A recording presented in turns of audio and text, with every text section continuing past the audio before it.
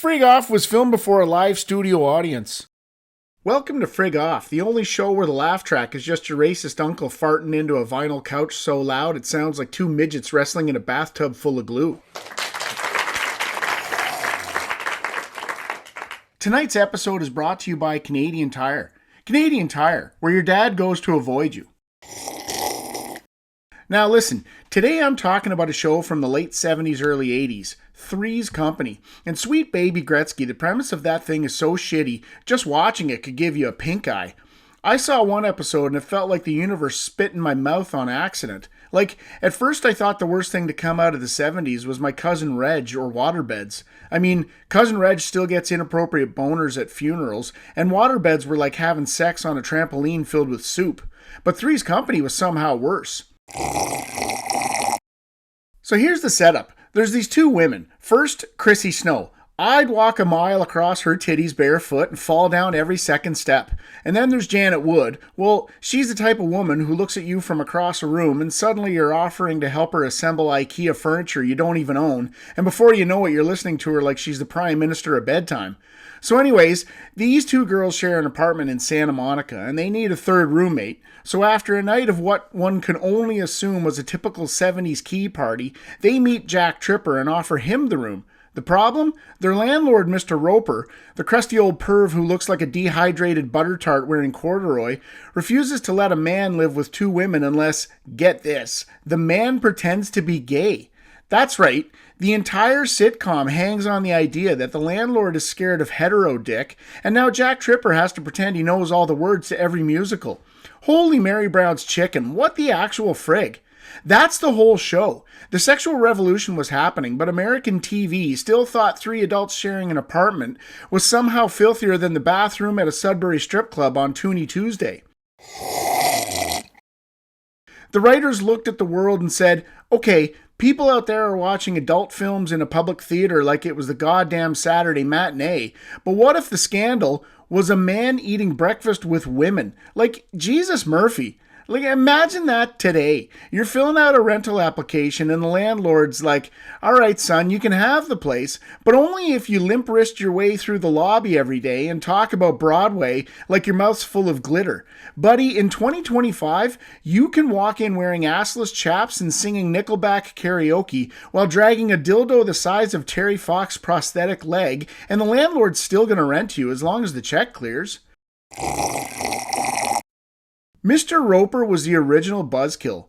The man had the sexual energy of a frozen pierogi. He'd hear Jack Tripper in the next room and immediately suspect old Jacko was burying digits in Chrissy's meat grabber. Like, buddy, they're just making Jell-O salad and doing macrame. Calm your horny imagination. The whole premise only works because this dude is obsessed with what his tenants are doing with their genitals. The man had more opinions on Jack's sex life than Don Cherry has about immigrants. He didn't care if they paid rent. He cared if Jack Tripper's dick was pointed north or south. And the writers played it like comedy, but really it was a sitcom about an old guy who should have been on some kind of registry. Friggin' beauty, eh? And poor Jack, every episode he's got to perform gayness like he's auditioning for the world's least funded community theater. Every single woman in the Santa Monica area wanted to climb him like a hydro pole during a power outage, but he never got any. The writers kept cock-blocking him harder than the Leafs power play. Chrissy's giggling like she just discovered edibles, Janet's bending over like she's trying to pick up a loonie that rolled under the fridge, and poor Jack's there doing pratfalls, hiding his boner behind an embroidered throw pillow. He was hornier than a newfie at a wedding dance with an open bar and no chaperones, but he can't get laid because rent control. The show was basically a 30-minute commercial for Blue Balls. That was peak comedy in 1977. Try pitching that nowadays. Okay, boss, it's about three roommates. The landlord is homophobic, the lead has to fake being queer, and every joke is either innuendo or a double entendre. Network execs would say, that's not a sitcom, that's a friggin' lawsuit. And the most outdated part? Back then, the scandal was a straight guy living with two women. In 2025, the scandal is that three young adults can afford a goddamn apartment in Santa Monica. You'd need 6 roommates, 3 sugar daddies, and a side hustle selling poutine and OnlyFans cosplay just to cover first and last month's rent. Three's Company today would be 8 broke millennials sleeping head to toe in a bachelor unit in Mississauga. And you know what they didn't show? The after hours. Oh, you think Jack went to bed every night like some CBC after school special? Hell no. That man was in the bathroom, hunched over, cranking it into a roll of Bounty Quicker Picker Upper like he was trying to sand the varnish off the toilet seat. Chrissy's giggling, Janet's brushing her hair, and Jackson there polishing his puck harder than a bantam coach before practice. And Roper's downstairs, ear to the vent like a raccoon listening for someone opening a bag of Old Dutch ketchup chips. So yeah, Three's Company, a show where the big laugh is, haha, isn't it hilarious that we're pretending gay people exist, but not really? It was basically a sitcom built on homophobia. A show where the edgy part was pretending to be gay, but the actual sex never happened.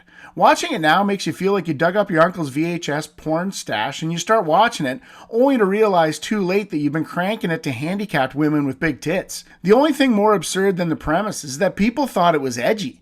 If anything, it proves how much society's changed. These days, the only thing your landlord cares about is if your e-transfer bounces.